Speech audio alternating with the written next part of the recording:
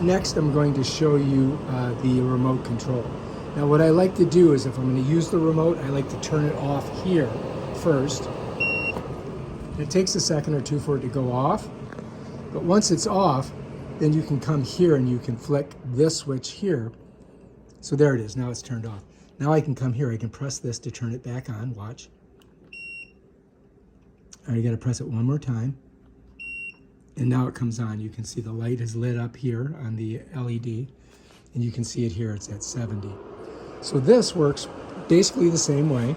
You've got a power button here, you've got your mode button here, but you can change the modes, watch. There's dry, there's heat, there's fan, there's auto. Let's just go back to cool. We can go up and down here. If I go up, it's going to be warmer. If I go down, it's going to be colder, right? There's 69 degrees. Over here, you've got fan, you've got your on and off for timer, and then at the bottom, you've got your LED, you've got your sleep, and then you can go either centigrade or Fahrenheit. So you can change it from Fahrenheit to centigrade by clicking that. That's 20 centigrade.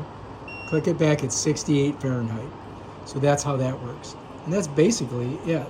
The bottom of it, it's got 2 batteries in it. I'll show you.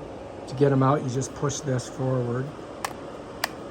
And they're, I believe, AA batteries or AAA batteries. They're small ones. All right, let me just flick it here and we'll see what it says on here. And this comes with these batteries, so of course they don't have the size on them. Oh yeah, they're AAA. So these are AAA batteries, and you can get those anywhere. I get them on Amazon, and we just push it back on like that, and that's it. Bam, Bob's your uncle. If you want to bring it up a little bit, click it there. Goes to 69. Let's leave it at 70.